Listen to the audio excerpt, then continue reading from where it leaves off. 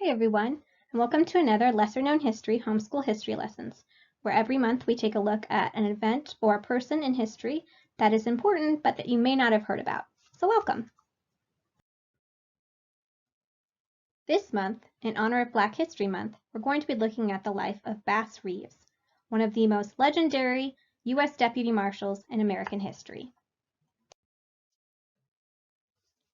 Bass Reeves was born into slavery in Arkansas in July 1838, near the town of Van Buren.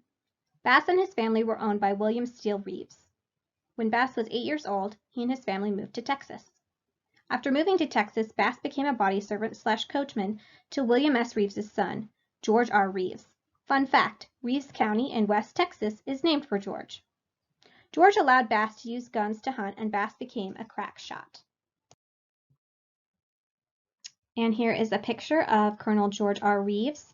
This image is courtesy of the DeGoyler Library, Southern Methodist University's library. At the beginning of the Civil War, George R. Reeves was made an officer in the Texas Cavalry Regiment. Bass went with George into the war, serving as his body servant. Bass and George got into an argument over a card game during the Civil War. Allegedly, Bass got so upset at being cheated, he struck his owner. A slave hitting his owner in Texas was punishable by death. So, Bass fled to what was then known as the Indian Territory, what is now Oklahoma and its surrounding areas. Bass found refuge with the Native Americans. He learned the ways and languages of the Chickasaw, Creek, Cherokee, Choctaw, and Seminole tribes. These tribes were then known as the Five Civilized Tribes, and they had been pushed into the Indian Territory by the 1830 Indian Removal Act under President Andrew Jackson. Here, Bass learned the lay of the land as well as a complete mastery of pistols and rifles. Bass was also taught tactics of disguise, how to track a man, and stealth in combat. After the Civil War, Bass settled down outside Van Buren, Arkansas, and ran a small farm and horse ranch. Bass married a woman named Jenny, who was also from Texas, and they would go on to have 11 children. Bass raised horses and served as a scout for Deputy U.S. Marshals going into the Indian Territory. Bass's familiarity with the territory served him well in this position. The federal jail court was in Van Buren for the Western District of Arkansas and Indian Territory. Indian Territory was unique in affording Black people the opportunity to work as peace officers for the federal police. Some of these men were Indian freedmen and Black descendants of Indian slaves.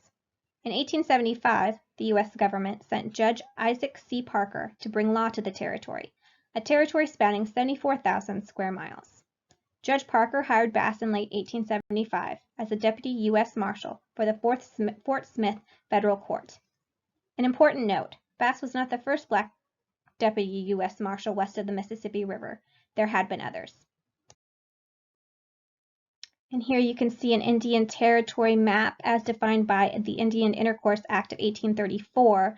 And most of Indian country was Oklahoma, what we think of as Montana, and a lot of the surrounding areas. And here is another map of Indian Territory and Oklahoma from 1890. And this image was provided by the Library of Congress, their digital collection, and the link to find this image is underneath there. And you can see just how all of these were divided into the different Native American tribes, the Choctaw, the Seminole, the Creek, etc. Bass was perfectly suited for the job. He knew the territory and its people well. He had excellent tracking skills, and he was well known for his shooting skills. Bass was a very fast shot, and he was ambidextrous, meaning he could shoot with either his right or left hand. He was such a good shot, in fact, that he was banned from entering turkey shoots at picnics and fairs, because he always won. One sharpshooter said of Bass, he could shoot the left hind leg off a contented fly sitting on a mule's ear at 100 yards and never ruffle a hair. And on this slide, you'll see a picture of the United States Marshal badge that was created in 1789. Like many former slaves, Bass had been forbidden from learning how to read or write, but he didn't let this stop him from doing his job. Before Bass set out after outlaws, he had the arrest warrants read to him. He would listen carefully and memorize the shapes of the letters for each name that he heard. He also memorized the charges against each criminal.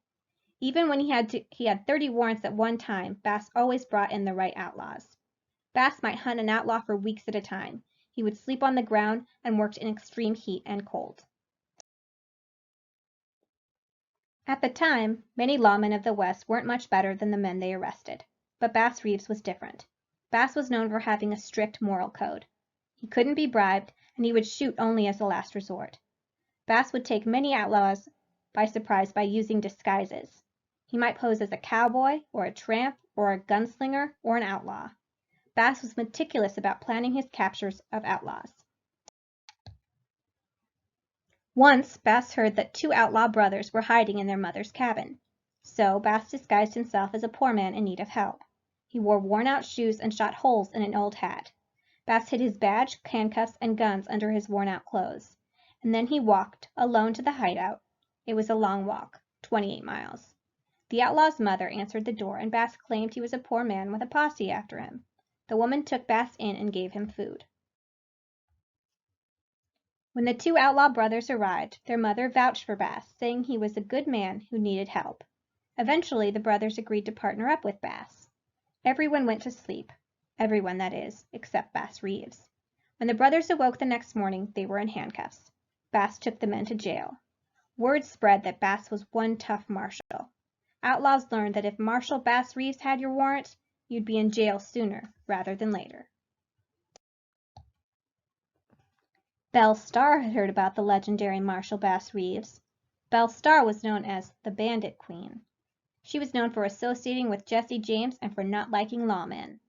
But she admired Bass Reeves, and when she heard that Bass had a warrant for her arrest, she turned herself in for the first and only time in her long, lawless career. Bass Reeves had a few gunfights in his long career, but the most famous gunfight occurred in 1884 when Bass tried to capture a fugitive named Jim Webb. Jim Webb had been a foreman on the Washington Ranch in the Chickasaw Nation. Webb had killed a black farmer who accidentally burned some grazing land on the Washington Ranch. Bass and Webb had a gunfight in June 1884 near a stagecoach shop.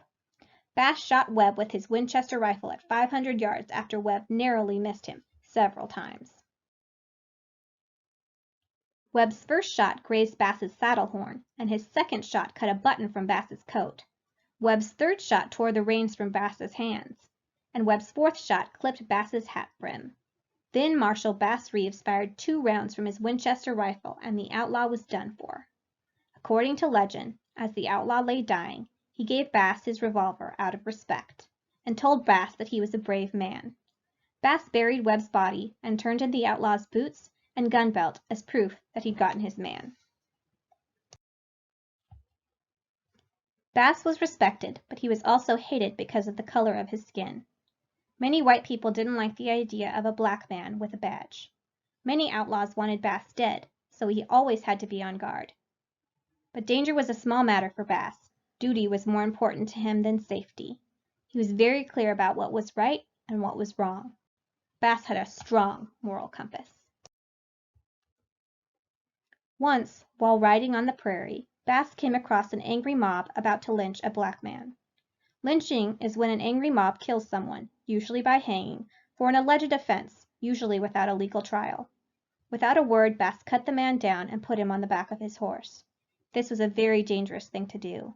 The mob could have easily tried to kill Bass for doing this, but the mob just watched as Bass and the man rode off. The mob must have recognized Marshal Bass Reeves and didn't dare to interfere. Bass's devotion to duty was legendary, as was his sense of justice. However, one time, Bass had his morals severely tested. Bass had a son named Benjamin. One day, Benjamin killed his wife. Bass was so well liked and respected that no one wanted to arrest his son. But Bass knew what had to be done. He arrested his own son and turned him over to the court. Benjamin was sentenced to life in prison, but was a model prisoner and was pardoned after serving 10 years. Bass's career as a deputy U.S. Marshal ended in 1907, when Oklahoma was granted statehood and Indian Territory ceased to exist. State and local lawmen took over for the federal marshals. Bass had served as a deputy U.S. Marshal for 32 years, longer than anyone else. He arrested more than 3,000 men and women, black people, white people, and Native Americans. Bass had many close calls but was never wounded, and he had killed only 14 men in the line of duty. But now he was suddenly out of a job. And here is a photo of Bass Reeves at the age of 67 in Muskogee on the first day of Oklahoma statehood, November 16, 1907. Bass didn't like the idea of retirement, so he joined the police force in Muskogee, Oklahoma. Bass was nearly 70 years old and walked with a cane, but he was still feared and respected. In fact, during his 2 years on the force, not a single crime occurred in his patrol area. And here is a photo of black members of the Muskogee Police Department in 1908, including Bass Reeves with a cane, R.C. Cotton, Paul Smith, and Frank Reed. The image is courtesy of Art T. Burton. In late 1909, Bass began feeling ill and left his job on the force.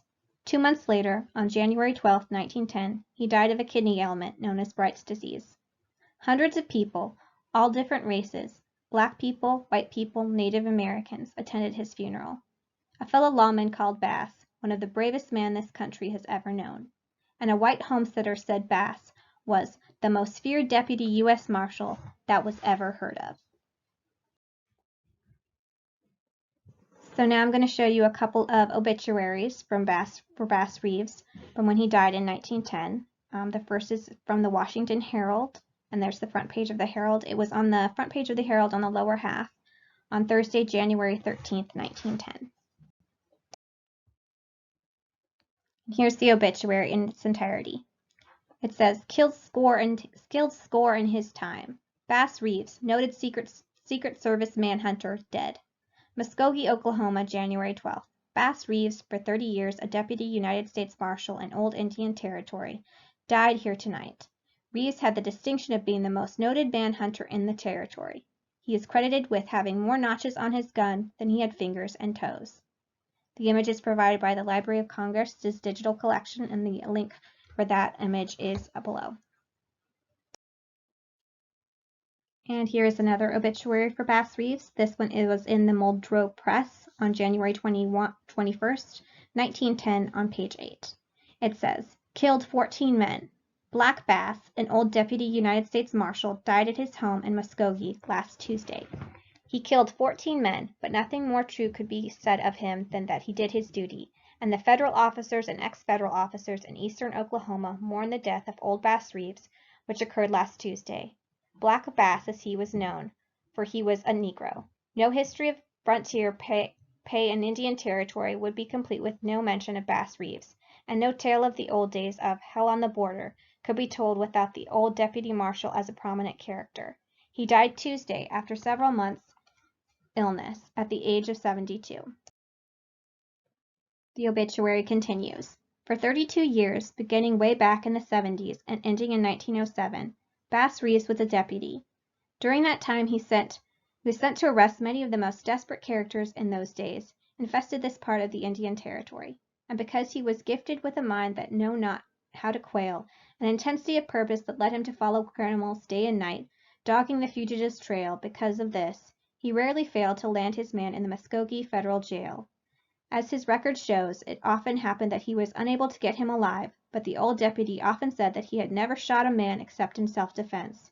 He was once tried for a murder, but was acquitted on the ground that he had killed a man in the discharge of his duty and to save his own life. The obituary continues. In his youth and in the early days of Arkansas, Bass was a slave, entering the federal service as a deputy 10 years after the close of the Civil War. That was long before a court had been established in Indian Territory, and all that country was ruled from the famous court of Judge Smith. Then, when people started to come into the Indian Territory and a marshal was sent to Muskogee, Reeves was detailed there. One of the many acts which typicals the man and best shows his devotion to duty was the arrest of his own son. A warrant for the arrest of the younger Reeves for murdering his wife had been issued, and Marshal Bennett said that perhaps another deputy had better be sent to serve it. Old Bass was in the room and quietly said, "Give me the writ."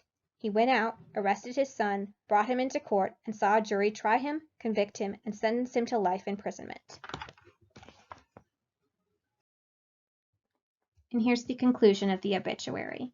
Reeves had many narrow escapes but was never wounded. At different times his hat was shot in two, buttons were shot from his coat, his hat punctured and his bridle rein shot from his hand, but no bullet ever touched his body. And this, too, in spite of the fact that he had said he would never fired a shot until after he was fired at. And here is a timeline of Bass Reeves' life. July 1838, Bass Reeves is born into slavery in Arkansas, but grows up in Texas. Early 1860s, Bass is taken to fight in the Civil War by his owner. Mid-1860s, Bass escapes to what is then known as Indian Territory. April 1865, the Civil War ends, slavery is outlawed, Bass is now a free man. May 1875, Judge Isaac C. Parker hires Bass as a deputy U.S. Marshal. June 1884, Bass kills Jim Webb in the line of duty.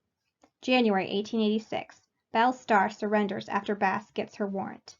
April 1889, the area known as Indian Territory is open to white settlement. June 1902, Bass arrests his son Benjamin. November 1907, Oklahoma becomes a state and Bass's career as a marshal ends. He joins the Muskogee police force at the age of 69. January 1910, Bass dies of Bright's disease, a kidney disease. He was 71. March 1992, Bass Reeves is inducted into the Hall of Great Westerners of the National Cowboy and Western Heritage Museum in Oklahoma City. He is the first black man to be inducted. By the time Bass Reeves died in 1910 at the age of 71, the leeway he and other black marshals had been granted to enforce the law in the Indian Territory had faded. In 1889, millions of acres were open to settlers, and after Oklahoma achieved statehood in 1907, Jim Crow laws put an end to the easy mingling of African Americans with people of other races. Bass Reeves was known for many things. His magnificent mustache, which you've seen in the pictures, his height, he was over 6 feet tall, his wide-brimmed black hat, and his extraordinary strength. He had many nicknames, like the Indomitable Marshal or the Invincible Marshal. Some said he had superhuman strength and was known for having a photographic memory. He would leave behind a silver dollar when he caught a felon, furthering his legend. So, Bass Reeves was quite the legend, but was he the inspiration for the Lone Ranger?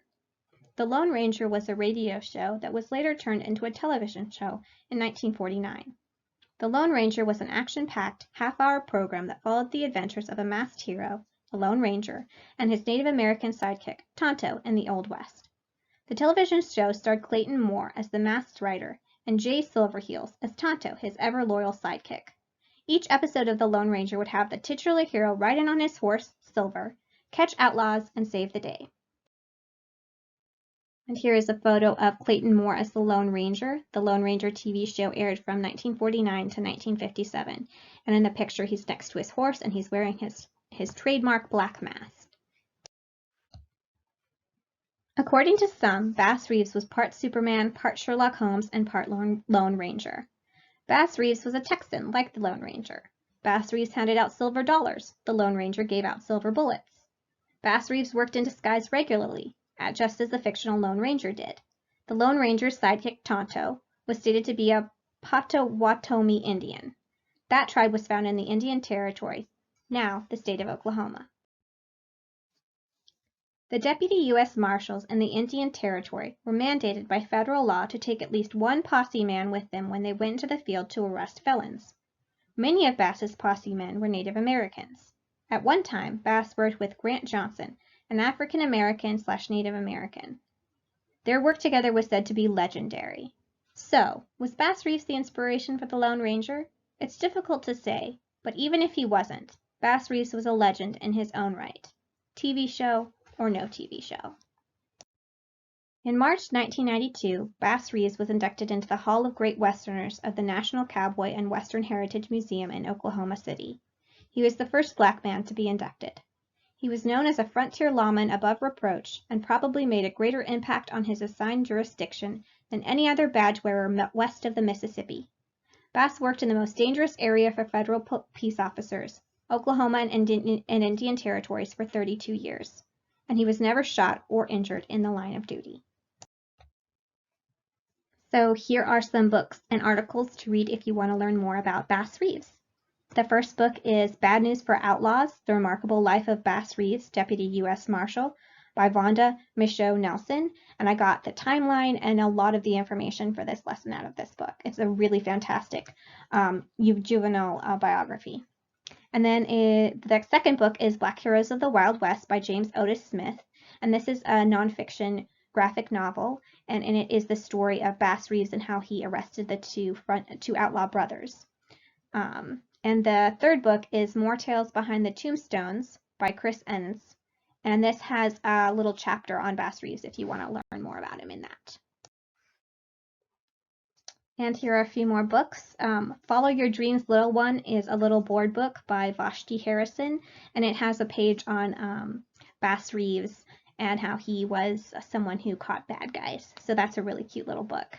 And then the second book is actually a fictional book called The Legend of Bass Reeves by Gary Paulson, but it's a really fantastic book if you want to just learn some facts about Bass Reeves, but also a fictional story about him. And then the third book is one I wasn't able to read, but that I have found cited in a bunch of articles. It's Black Gun, Silver Star, The Life and Legend of Frontier Marshal Bass Reeves by Art T. Burton. So if you can find that book, I highly recommend it. So here are some articles about Bass Reeves. One of them is called Bass Reeves, the Invincible Lawman by Art T. Burton, and that was in the True West magazine that came out this month. That had a lot of information and a lot of really great photographs that I found. The second article is also by Art T. Burton. It's called Lawman Legend Bass Reeves, the Invincible Manhunter, and that one also has a ton of really great information.